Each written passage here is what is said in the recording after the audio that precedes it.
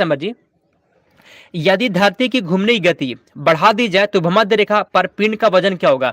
यदि धरती की जो घूमने की गति होता है ना, घूमने की गति या घूर्णन गति इसको कह सकते हैं, बढ़ा दी जाए तो भूमध्य रेखा पर पिंड का वजन क्या होगा, बढ़ जाएगा, घट जाएगा, कोई परिवर्तन नहीं होगा या फिर क्या होगा। 26 का फ्रेंड्स यहाँ पे सही जवाब हो गया, घट जाएगा। ठीक है, 26 का ऑप्शन नंबर 20 का सही जवाब है, 26 का बी हो गया जी। चलिए हम लोग आगे चलते हैं, 27 नंबर क्वेश्चन की ओर चलते हैं। इसमें से किस राशि का मात्रक नहीं है, इसमें से किस राशि का मात्रक नहीं है, कमेंट करिए, किस राशि का मात्रक नहीं है, प्रतिबल, बल, विकृति या फिर दाब। इसमें से किस राशि का मात्रक नहीं होता। अच्छा क्वेश्चन एग्जाम में आ सकता है। ठीक है, लाइक फ्रेंड्स आप सभी को कर देना, ठीक है ना, लाइक कर दिया करिए, ठीक ना, लाइक आप सभी को कर देना। ठीक है, कमेंट करिए जी, इसमें से किस राशि का मात्रक नहीं होता है। 27 का सही जवाब हो गया आपका ऑप्शन नंबर सी, इसका सही जवाब है फ्रेंड्स, विकृति इसका सही आंसर होता है। ठीक है, चलिए आगे चलते हैं अगले क्वेश्चन की ओर। आप सभी जो क्लास कर रहे हैं फ्रेंड्स, ऐसा नहीं है कि जो क्लास कर रही है स्पेशल बीपीएससी के लिए स्पेशल है ये, और उसके अलावा फ्रेंड्स जितना भी एग्जाम होता है ना सभी के लिए फ्रेंड्स ये इंपॉर्टेंट क्लास है, सभी को पढ़े, क्योंकि एनसीईआरटी क्वेश्चन हर जगह आता है तो छोड़ना नहीं है आपको। ठीक है, 28, निम्नलिखित में से किस तरीके से 1 वोल्ट व्यक्त किया जा सकता है, किस तरीके से 1 वोल्ट व्यक्त किया जा सकता है, कमेंट करेंगे, किस तरीके से 1 वोल्ट व्यक्त किया जा सकता है। 28 का आंसर सही जवाब होगा जी 1 जूल प्रति गुलाम। ठीक है, 1 जूल प्रति गुलाम इसका सही जवाब है, 28 का ऑप्शन नंबर ये हो गया आपका। ठीक है, चलिए आगे चलते हैं, 29 नंबर क्वेश्चन की ओर चलते हैं।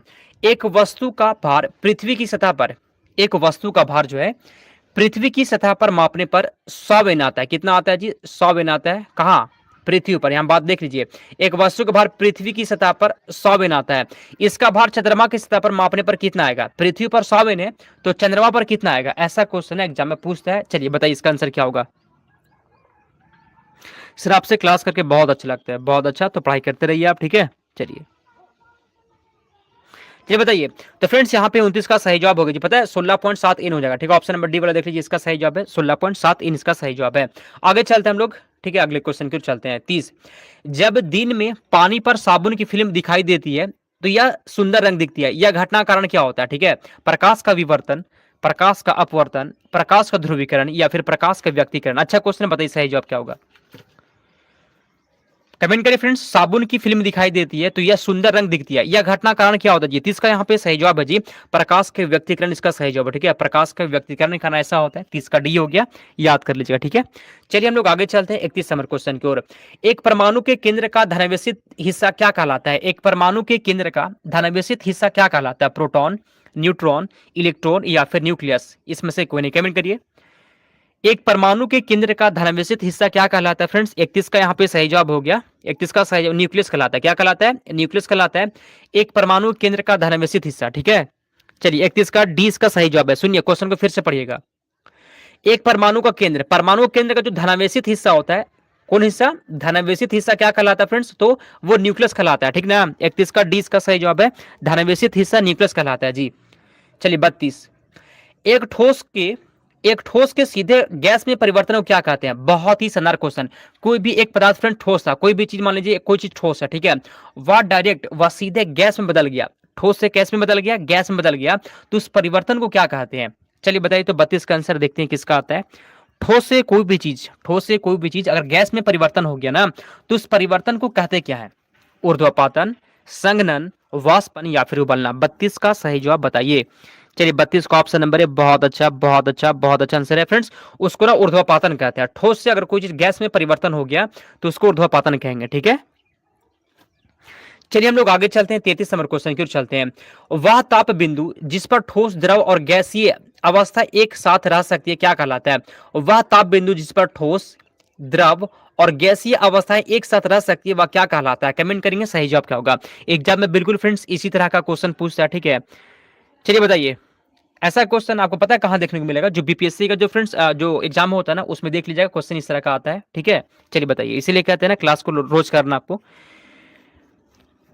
वह ताप बिंदु जिस पर ठोस, द्रव और गैसीय अवस्थाएं एक साथ रह सकती है क्या कहलाता है जी। 33 का यहाँ पे सही जवाब हो गया आपका। ठीक है, 33 का फ्रेंड्स यहाँ पे सही जवाब है। इसमें क्या होगा, उसको फ्रेंड्स त्रिक बिंदु कहते हैं, क्या कहते हैं फ्रेंड, त्रिक बिंदु कहते हैं। 33 का डी होगा, इसको त्रिक बिंदु कहते हैं। 33 का डी का सही जवाब है। आगे चलते हैं 34 नंबर क्वेश्चन की ओर। कॉस्मिक किरणें, कॉस्मिक किरणें आवेशित कण है, अनावेशित कण है, आवेशित तथा अनावेशित दोनों हो सकती है या फिर उपयुक्त में से कोई नहीं। कॉस्मिक किरणें कैसी होती है जी, 34 का आंसर कॉस्मिक किरणों जो फ्रेंड्स आवेशित होता है, क्या होता है, कॉस्मिक किरणें ना आवेशित कण होता है, ठीक है, कॉस्मिक किरणें आवेशित कण होता है। 34 का ऑप्शन नंबर ये हो गया आपका, ठीक है, 34 का ऑप्शन नंबर ये हो गया। चलिए बहुत अच्छा आंसर है। लाइक और शेयर ना आप सभी को कर देना है, ठीक है। कॉस्मिक किरणें क्या होता है जी, आवेशित कण होता है। आगे चलते हम लोग 35 नंबर क्वेश्चन की ओर।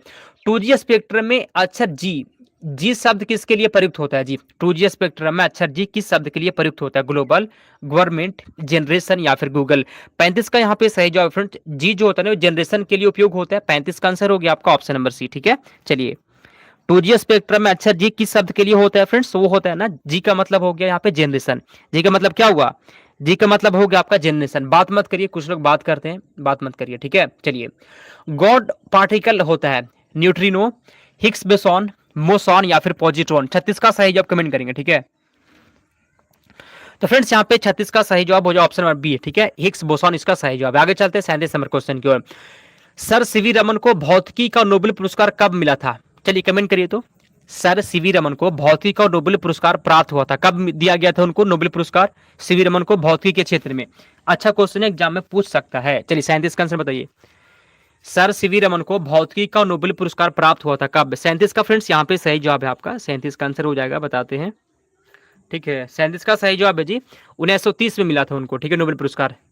सीवी रमन को नोबेल पुरस्कार 1930 में मिला था। 37 का आंसर हो गया आपका ऑप्शन नंबर 20 का सही जवाब है, ठीक है। चलिए 37 का बी हो गया। आगे चलते हैं 38 नंबर क्वेश्चन की ओर। टेलीस्कोप की खोज किस वैज्ञानिक ने की थी, टेलीस्कोप की खोज किस वैज्ञानिक ने की थी, Newton, James Watt, Humphry Davy या फिर गैलीलियो ने। टेलीस्कोप की खोज कमेंट करेंगे, चलिए कमेंट करिए। टेलीस्कोप की खोज किस वैज्ञानिक ने की थी फ्रेंड्स, 38 का यहाँ पे सही जवाब है। टेलीस्कोप की खोज है वो गैलीलियो के द्वारा किया गया था, ठीक है। टेलीस्कोप की खोज गैलीलियो के द्वारा किया गया था। 38 का डी हो गया आपका, ठीक है। तैयारी फ्रेंड्स आप चाहे जहां से भी करें, जो 2 क्लास करवा रहे हैं आपको, साइंस का भी 11 बजे, इसके बाद जीके जीएस का टॉप 50 क्वेश्चन हम 2 बजे पढ़ेंगे, ठीक है। वो जरूर करना, आपको चुन चुन कर क्वेश्चन को लेकर आते हैं। जो 2 बजे फ्रेंड्स क्लास करवाएंगे उसमें एनसीईआरटी का क्वेश्चन है, एससीईआरटी का, और उसमें जो प्रीवियस ईयर पूछा गया मतलब बीपीएससी का, वो क्वेश्चन मिलेगा आपको, ठीक है, 2 बजे।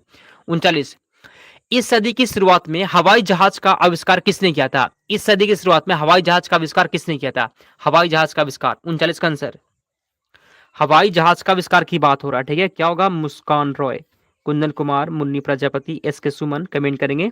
कुंदन, सावन, गुंजा, खुशबू यादव, कमेंट करिए। चलिए हवाई जहाज के आविष्कार की बात हो रही है, राइट ब्रदर्स हो जाएगा, ठीक है। राइट ब्रदर्स जो है ना, हवाई जहाज का आविष्कार इसका सही जवाब है, ठीक है। 39 का ऑप्शन नंबर ये हो गया। चलिए आगे चलते हैं फ्रेंड्स, हम लोग 40 नंबर क्वेश्चन की ओर चलते हैं। बल गुणनफल होता है, बल गुणनफल होता है द्रव्यमान और वेग का। ये क्वेश्चन जो है ना, ठीक है फ्रेंड्स, बहुत ही बीबीए एग्जाम में आ सकता है। बल गुणनफल होता है फ्रेंड्स, 40 का सही जवाब हो गया आपका, द्रव्यमान और त्वरण का गुणनफल होता है, ठीक है। द्रव्यमान और त्वरण का गुणनफल होता है बल। 40 का बी हो गया आपका, द्रव्यमान और त्वरण का गुणनफल होता है जी बल। 40 का 20 का सही जवाब है, ठीक है, 40 का बी हो गया। आगे चलते हैं 41 नंबर क्वेश्चन की ओर। गति को सबसे पहले किसने परिभाषित किया था, गति को सबसे पहले किसने परिभाषित किया, गैलीलियो, न्यूटन, केपलर या फिर टॉल्मी ने। गति को सबसे पहले किसने परिभाषित किया था, 41 का सही जवाब हो जाए, गति को सबसे पहले किसने परिभाषित किया था, कमेंट करेंगे सही जवाब क्या होगा, 41 का आंसर। चलिए कमेंट करिए, गति को फ्रेंड्स सबसे पहले किसने परिभाषित किया था फ्रेंड्स, यहाँ पे गैलीलियो इसका सही जवाब हो जाएगा, 41 का ऑप्शन नंबर ये हो गया। आगे चलते हैं 42 नंबर क्वेश्चन की ओर। वॉशिंग मशीन का कार्यकारी सिद्धांत क्या है, वॉशिंग मशीन जो फ्रेंड्स काम करता है वह किस सिद्धांत पर काम करता है, बहुत ही शानदार क्वेश्चन, कमेंट करेंगे। चलिए बताइए, वॉशिंग मशीन का फ्रेंड्स कार्य सिद्धांत किस पर आधारित है, विपरीत प्रसारण, प्रसार, अपकेंद्रण या फिर अपवहन। 42 का यहाँ पे सही जवाब हो गया आपका, 42 का सही जवाब है जी अपकेंद्रण हो जाएगा, ठीक है। अपकेंद्रण इसका सही जवाब है। वॉशिंग मशीन जो है ना, ये इसी सिद्धांत पर काम करता है, अपकेंद्रण पर। चलिए आगे चलते हैं 43 नंबर क्वेश्चन की ओर।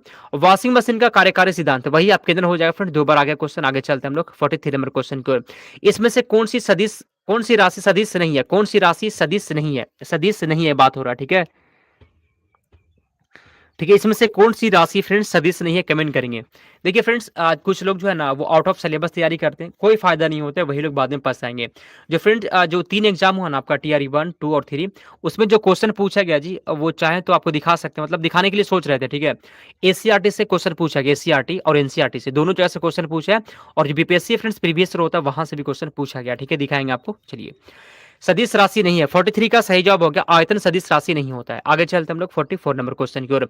पदार्थ के संवेग और वेग के अनुपात से कौन सी भौतिक राशि प्राप्त की जाती है? पदार्थ के संवेग और वेग के अनुपात से कौन सी भौतिक राशि प्राप्त की जाती है? वेग, त्वरण, द्रव्यमान और बल। 44 का आंसर, चलिए बताइए। पदार्थ के संवेग और वेग के अनुपात से कौन सी भौतिक राशि प्राप्त की जाती है? फ्रेंड्स 44 का सही जवाब हो गया आपका। ठीक है, 44 का सही जवाब क्या होगा? 44 का फ्रेंड्स सही जवाब है द्रव्यमान प्राप्त की जाती है। ठीक है, 44 का ऑप्शन नंबर सी हो गया आपका, 44 का सी हो गया। चलिए आगे चलते हम लोग अगले क्वेश्चन की ओर चलते हैं। 45 नंबर क्वेश्चन है, प्रकाश की गति किसके बीच से जाते हुए न्यूनतम होगी? प्रकाश की गति किसके बीच से होते हुए न्यूनतम होगी? कांच, निर्वात, जल या फिर वायु।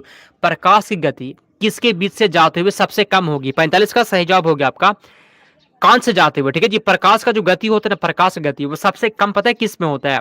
कांच से जाते हुए सबसे न्यूनतम होगी। 45 का ऑप्शन नंबर ही हो गया आपका। ठीक है, चलिए 45 का फ्रेंड्स ऑप्शन नंबर ही हो गया।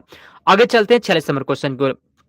प्रकाश का वर्ण विक्षेपण संभव है, प्रकाश का वर्ण विक्षेपण संभव है प्रिज्म द्वारा, उत्तल लेंस द्वारा, अवतल लेंस द्वारा या फिर साधारण दर्पण द्वारा। उपयुक्त में से कोई नहीं। क्या होगा सही जवाब इसका? प्रकाश का वर्ण विक्षेपण संभव है। फ्रेंड्स सही जवाब हो गया इसका प्रिज्म के द्वारा। ठीक है, प्रकाश का वर्ण विक्षेपण संभव है प्रिज्म के द्वारा। 46 का ऑप्शन नंबर है। ठीक है, चलिए अगर एक बार में फ्रेंड्स याद नहीं होता है ना, तो देखिए क्या करना, आपको क्लास को 2 बार देखना है। हम ज्यादा इसलिए फालतू बात नहीं करते क्लास में, ताकि आपको जब आप रिवीजन करें ना तो वो तुरंत हो जाए। ठीक है, चलिए प्रकाश का फ्रेंड्स वर्ण विक्षेपण संभव प्रिज्म द्वारा। 46 का ऑप्शन नंबर हो गया। 47 नंबर क्वेश्चन की ओर चलते हैं। ध्वनि की तीक्ष्णता किसके द्वारा निर्धारित की जाती है? ध्वनि की तीक्ष्णता किसके द्वारा निर्धारित की जाती है? ध्वनि का वेग, ध्वनि का आयाम, ध्वनि का तरंगदैर्घ्य या फिर उपयुक्त में से एक से अधिक। क्या होगा सही जवाब? ध्वनि की तीक्ष्णता किसके द्वारा निर्धारित की जाती है? 47 का यहाँ पे सही जवाब हो जाए फ्रेंड्स ऑप्शन नंबर सी, ध्वनि का तरंगदैर्घ्य इसका सही जवाब है। ठीक है, ध्वनि का तरंगदैर्घ्य हो गया 47 का ऑप्शन नंबर, 47 का ऑप्शन नंबर सी हो गया। आगे चलते हैं 48 नंबर क्वेश्चन की ओर। इसमें से कौन सा फोटो इलेक्ट्रिक उपकरण डिजिटल अनुप्रयोगों के लिए सबसे उपयुक्त है? कमेंट करेंगे। इसमें से कौन सा फोटो इलेक्ट्रिक उपकरण डिजिटल अनुप्रयोगों के लिए फ्रेंड्स सबसे उपयुक्त है? कमेंट करिए। डिजिटल अनुप्रयोगों के लिए फ्रेंड्स सबसे उपयुक्त है। 48 का यहाँ पे सही जवाब है जो ऑप्शन नंबर है फोटोवोल्टिक सेल। ठीक है, फोटोवोल्टिक सेल हो गया, 48 का ऑप्शन नंबर ही हो गया। ठीक है, चलिए हाँ सर मैं 2 बार देखती हूँ। हाँ 2 बार देखना है, पता है एक बार में ऐसा नहीं है कि हम याद हो ही जाएगा। एक बार में याद नहीं होता, हमको ही पता है एक बार में याद नहीं हो पाता। ठीक है, तो कम से कम 2 बार देख लिया करिए। ठीक है, आगे चलते हैं 49 नंबर क्वेश्चन की ओर। बॉल बियरिंग का उपयोग स्थैतिक घर्षण को निम्नलिखित में से किस में परिवर्तित करने के लिए किया जाता है? Ball bearing. ठीक है, बॉल बियरिंग का उपयोग जो है ना, स्थैतिक घर्षण को किस में परिवर्तित करने के लिए किया जाता है? रोलिंग घर्षण, ड्रैग, सर्पी घर्षण या फिर क्या होगा? 49 का फ्रेंड्स यहाँ पे सही जवाब है, उसको जो फ्रेंड्स रोलिंग घर्षण के लिए किया जाता है। ठीक है, 49 का ऑप्शन नंबर ही हो गया। चलिए फ्रेंड्स आगे चलते हैं, हम लोग 50 नंबर क्वेश्चन की ओर चलते हैं। अनुदैर्ध्य तरंगे का उदाहरण, अनुदैर्ध्य तरंगों का फ्रेंड्स उदाहरण है रेडियो तरंग, ध्वनि तरंग, एक्स किरण या फिर गामा किरण। कमेंट करिए क्या होगा सही जवाब इसका? अनुदैर्ध्य तरंगों का फ्रेंड्स उदाहरण होता है 50 का सही जवाब फ्रेंड्स ध्वनि तरंग। ठीक है, ध्वनि तरंग जो होता है ना वो अनुदैर्ध्य तरंग होता है। 50 का बी हो गया आपका। ठीक है, 50 का फ्रेंड्स बी हो गया।